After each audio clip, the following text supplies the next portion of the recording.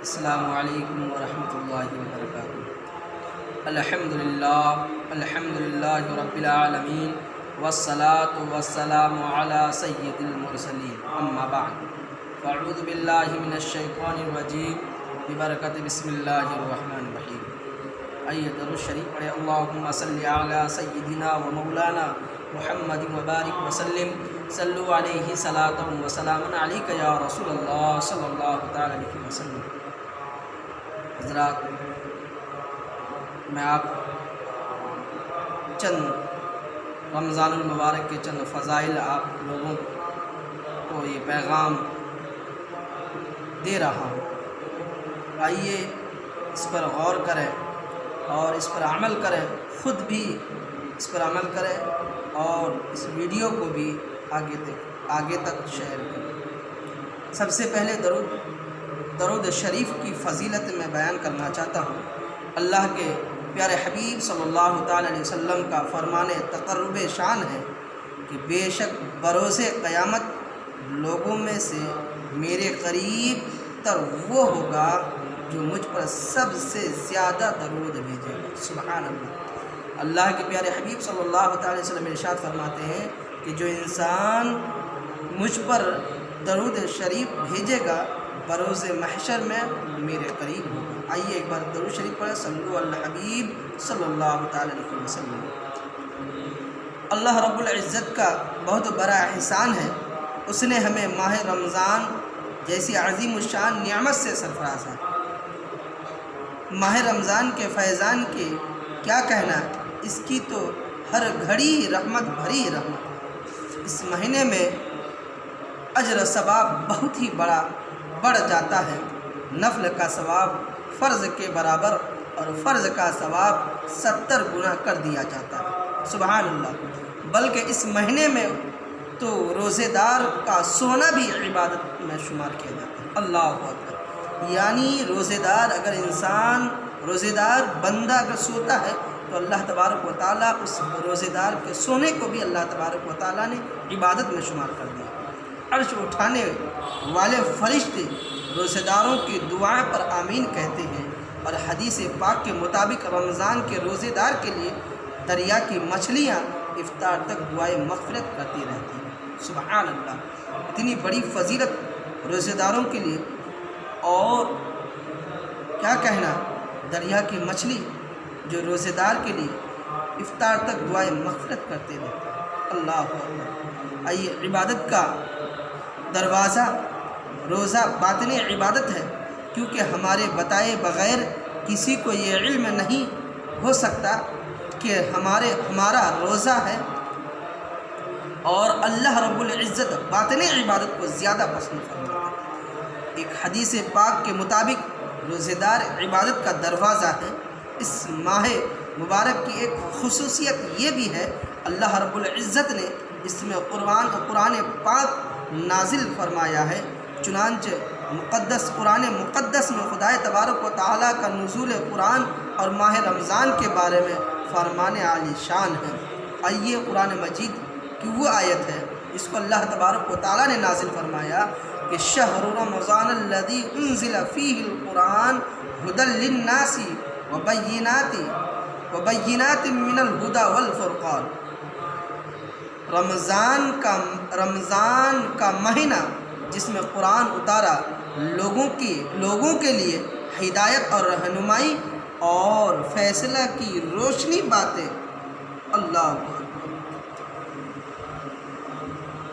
اس آیت مقدسہ کی ابتدائی حصہ شہر رمضان الذی کے تحت حکیم الامت حضرت مفتی احمد یا رفع علیہ الرحمہ تفسیر نعیم میں فرماتے ہیں کہ رمضان یا تو رحمان کی طرح اللہ کا نام ہے، چونکہ اس مہینے میں دن رات اللہ کی عبادت ہوتی ہے، لہذا اسے شہر رمضان یعنی اللہ کا مہینہ کہا جاتا ہے۔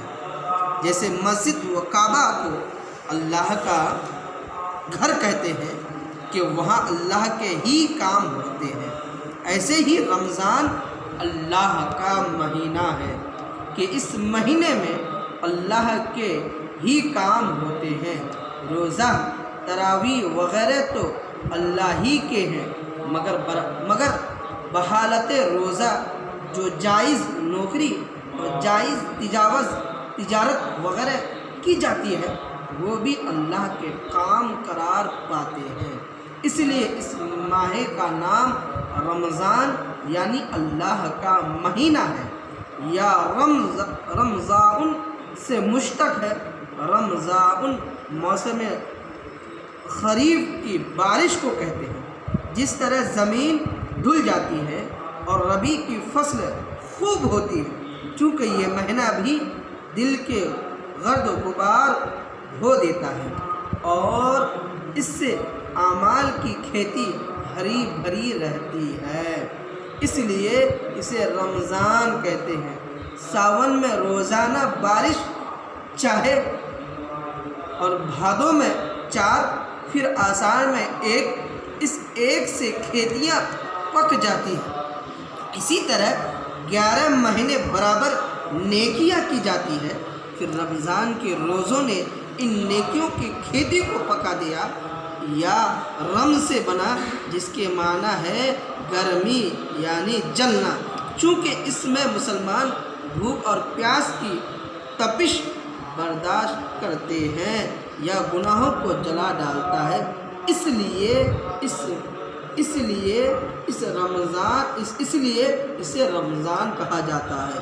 کنز العمال کی 8ویں جلد صفحہ نمبر 217 پر حضرت سیدنا انس رضی اللہ تعالی عنہ سے روایت کی ہے کہ نبی کریم رؤوف الرحیم حضور صلی اللہ تعالی علیہ وسلم نے ارشاد فرمایا، اس مہینے کا نام رمضان رکھا گیا ہے کیونکہ یہ گناہوں کو جلا دیتا ہے۔ اللہ اکبر۔ آئیے مہینوں کے نام کی وجہ حضرت مفتی احمد یار خاں علیہ الرحمہ فرماتے ہیں، بعد مفسرین علیہ الرحمہ نے فرمایا جب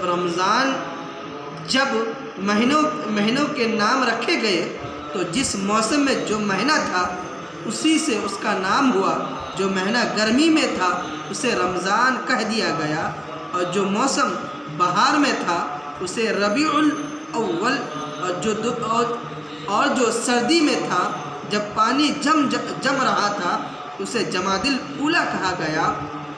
اسلام میں ہر نام کی کوئی نہ کوئی وجہ ہوتی ہے اور نام کے مطابق رکھا جاتا ہے، اور نام کام کے مطابق رکھا جاتا ہے۔ دوسری اصطلاحات میں یہ بات نہیں۔ ہمارے یہاں بڑے جاہل کا نام محمد فاضل اور بزدل کا نام شیر بہادر ہوتا ہے، اور بدصورت کو یوسف خان کہتے ہیں۔